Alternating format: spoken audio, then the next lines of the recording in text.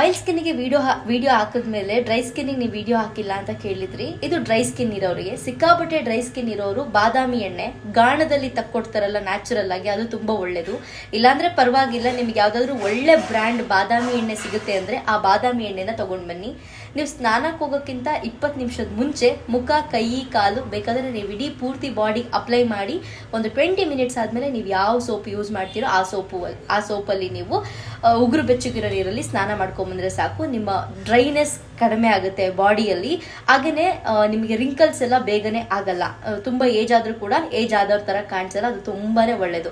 ಅದ್ರ ಜೊತೆಗೆ ಅದು ಆಗ್ಲಿಲ್ಲ ಅಂತಂದ್ರೆ ಹಾಲಿನ ಕೆನೆನ ನೀವು ಕಂಪ್ಲೀಟ್ ಆಗಿ ಅಪ್ಲೈ ಮಾಡಿಬಿಟ್ಟು ಒಂದು 20 ಮಿನಿಟ್ಸ್ ಅದು ಕಂಪ್ಲೀಟ್ ಆಗಿ ಡ್ರೈ ಆದ್ಮೇಲೆ ನೀವು ಫೇಸ್ ವಾಶ್ ಮಾಡ್ಕೊಳ್ಳಿ. ಹಾಲಿನ ಕೆನೆಗೆ ಚೂರು ಹಾಲು ಹಾಕೊಳ್ಳಿ, ಕಾಯಿಸಿರೋ ಹಾಲು ಹಾಕೊಳ್ಳಿ, ಮಿಕ್ಸ್ ಮಾಡಿಬಿಟ್ಟು ಅಪ್ಲೈ ಮಾಡಿಬಿಟ್ಟು ಫೇಸ್ ವಾಶ್ ಮಾಡಿ.